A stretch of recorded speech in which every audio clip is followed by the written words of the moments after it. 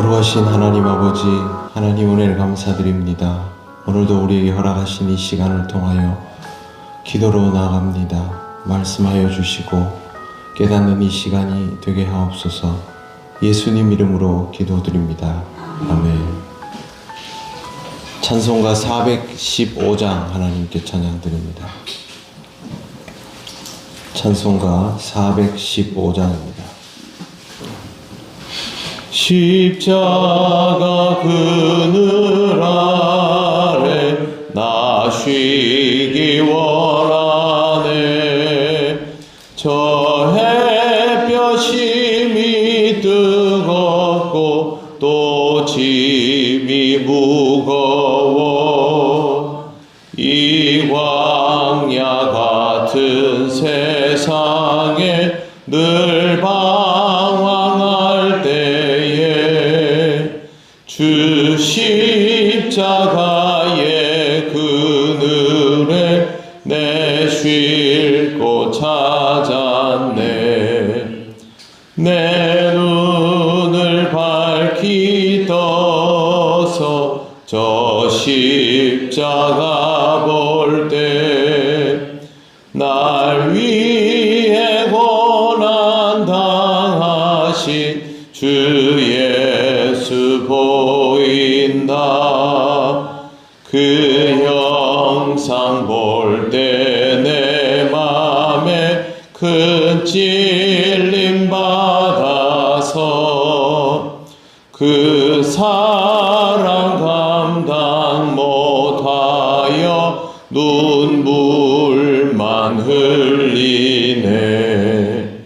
십자가 그늘에서 나 길이 살겠네.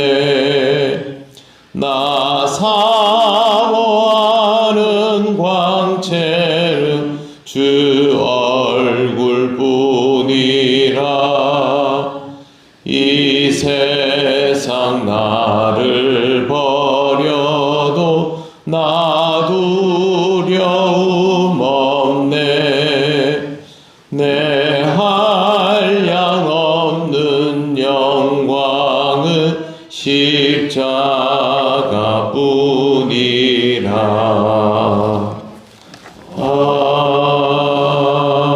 아멘. 하나님 말씀 이사야 23장 1절에서 5절입니다. 구약 992쪽입니다. 이사야 23장 1절에서 5절 말씀 한 절씩 교독하겠습니다. 두로에 관한 경고라. 다시스의 배들아, 너희는 슬피 부르짖을지어다. 두로가 황무하여 집이 없고 들어갈 곳도 없으며 이 소식이 기띔 땅에서부터 그들에게 전파되었습니다.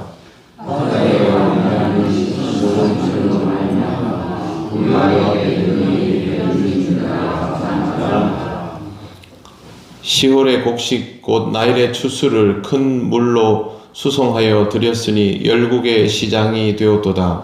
시돈이여는 부끄러워하셨으라. 내저 바다 곧 바다의 요새가 말하되 나는 산물을 긋지 못하였으며 질상하지 못하였으며 천년들을 강복하지도 못하였으며 천년들을 기름하지도 못하였다 하였습니다. 같이 읽겠습니다. 그 소식이 애굽에 이르면 그들이 두로의 소식으로 말미암아 고통받으리로다. 아멘. 네, 오늘 말씀에는 몇 개의 지명이 나오는데 대표적인 지명이 두로입니다. 두로는 티루스, 지금의 티루스이고요. 시돈이라는 지명은 지금 시돈 그대로입니다. 이 지방은 레바논 지역, 지금 레바논 지역에 있는 도시인데 이 구약 시대에도 굉장히 중요한 무역항이었습니다. 모든 물건이 여기서부터 사통팔달로 나가고 사고 팔아지는 그런 지역입니다.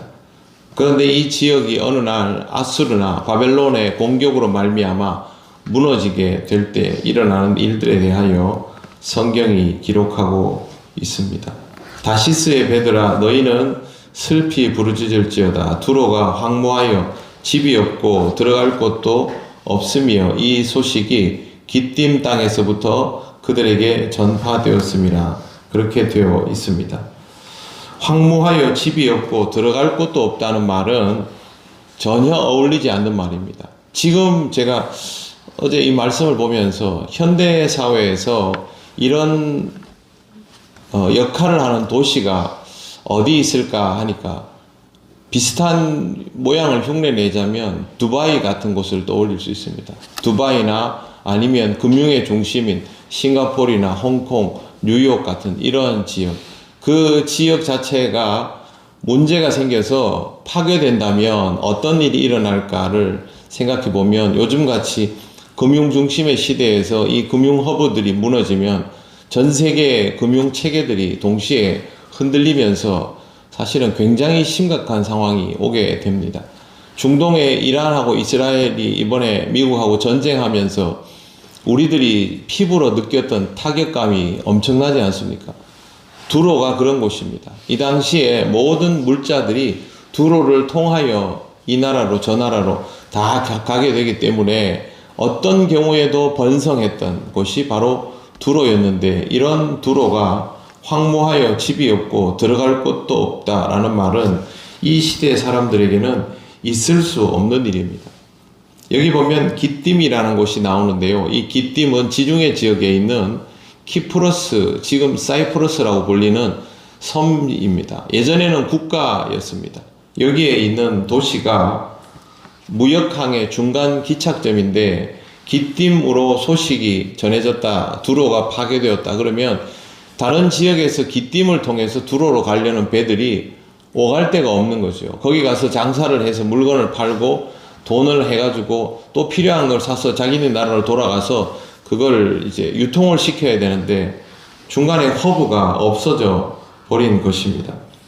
2절 말씀에 보시면 바다에 왕래하던 시돈 상인들로 말미암아 부요하게 된 너희 해변 주민들아 잠잠하라. 시돈은, 두로와 시돈은 쌍둥이처럼 공생했던 관계였습니다. 그런 이 두로와 시돈을 통해서 무역을 하는 모든 국가들이 존재했었고 무역을 하는 도시들도 두로와 시돈을 등에 업고 지금 번창하고 있었던 거죠. 기띔이나 뭐 밑에 있는 나일강 쪽에 있는 도시나 어디든 마찬가지인데 두로와 시돈, 특히 두로가 파괴되어 버렸기 때문에 충격을 받을 것이죠.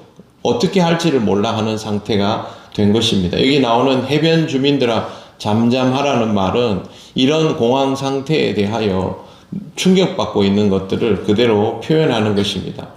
3절 시홀의 곡식 곧 나일의 추수라고 되어 있습니다. 시홀은 이집트 나일을 뜻합니다. 나일강 주변에서 수확한 추수의 곡식들, 그걸 수송하여서 두로로 시돈으로 보내면 이것이 열국의 시장으로 나가게 되는 구조인데요. 4절 시돈이여 너는 부끄러워할지어다. 내가 대저 바다 곧 바다의 요새가 말하기를, 이렇게 하면서 여기도 시돈도 두로가 주저앉으니까 똑같이 주저앉는데 뭐라고 되어 있냐면요. 4절 중반에 나는 산고를 겪지 못하였으며 라고 되어 있습니다. 이 말은 어떤 뜻이냐 하면 완전히 파괴되어서 물류와 자본의 흐름이 끊어져 버려서 아이를 가져야 되는데 이 출산할 수 있는 상태까지 못 갔다는 거죠. 무역 도시가 무역을 통하여 경제 생산을 해야 되는데 그걸 못하는 상황이 되어버렸다. 경제적인 탯줄이 잘렸다. 이런 의미로 산고를 겪지 못하였다라고 말하고 있습니다. 산고를 겪지 못하면 출산도 못하게 되는 것이고, 그 다음에 청년들도 양육하지 못하고 처녀들을 생육하지 못한다는 말은 이 전쟁으로 인하여 청년들이 죽고 또 처녀들이 끌려가는 상태가 돼버려서 도시 자체가 완전히 소멸되는 상황을 뜻합니다. 본래 두로라는 곳은요, 암벽 바위 섬으로 된 곳입니다. 요새입니다. 천연의 요새이기 때문에 사실은 이곳에서부터 어떤 어려움들이 와도 무역의 허브인 두로만큼은 쉽게 흔들리지 않는다. 그래서 여기를 그런 용도로 사용했었는데 아수르라는 강대국은 뭐 그런 게 없었습니다. 다 밀어 없애버렸기 때문에 두로가 없어짐을 통해서 지중해 지역 전체가 경제적으로 다 주저앉아 버리는 상태가 되었던 것이죠. 5절 그 소식이 애굽에 이르면 그들이 두로의 소식으로 말미암아 고통받으리로다.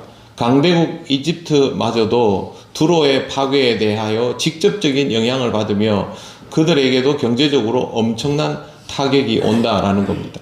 아수르가 애굽까지 내려가서 땅을 정벌하는 시간은 그것보다 한참 뒤이겠지만 아수르가 두로만 파괴해도 지중해 지역 전체가 경제 공황 상태에 빠지게 되는 것을 오늘 말씀은 그렇게 이야기하고 있습니다.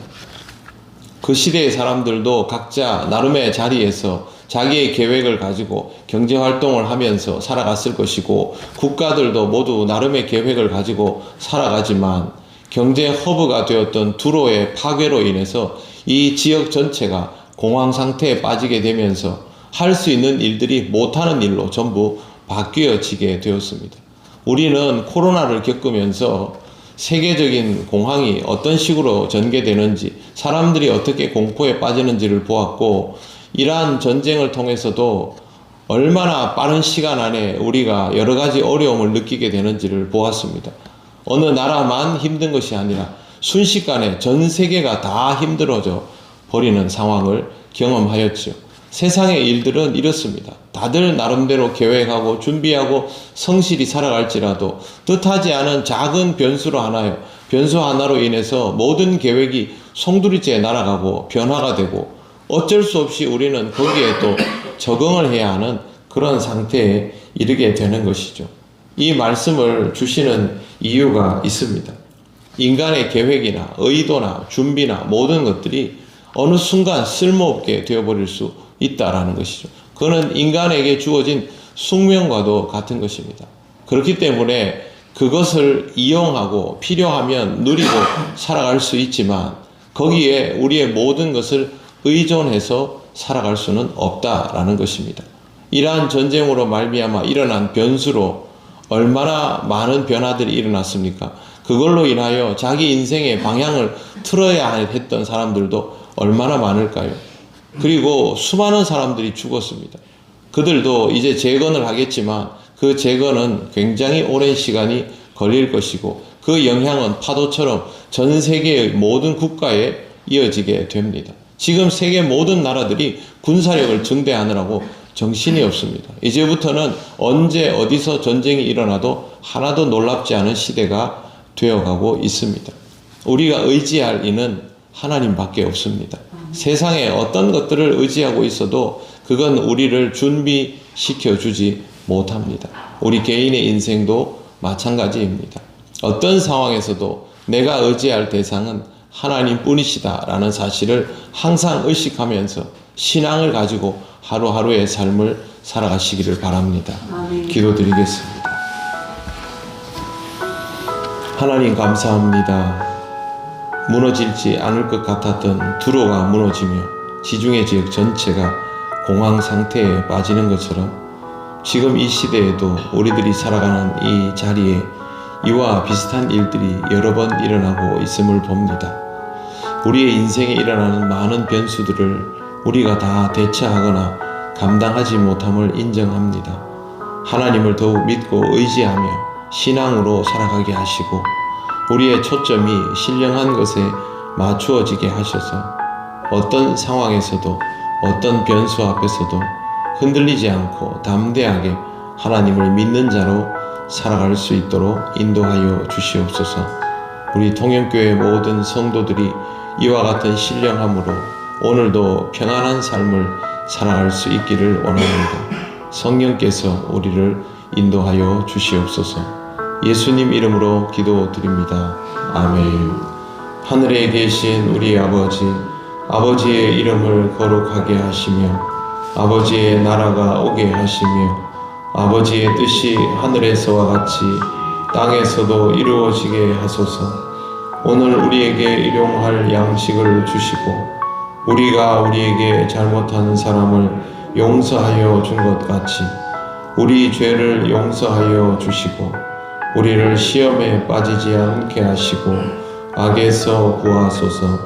나라와 권능과 영광이 영원히 아버지의 것입니다. 아멘.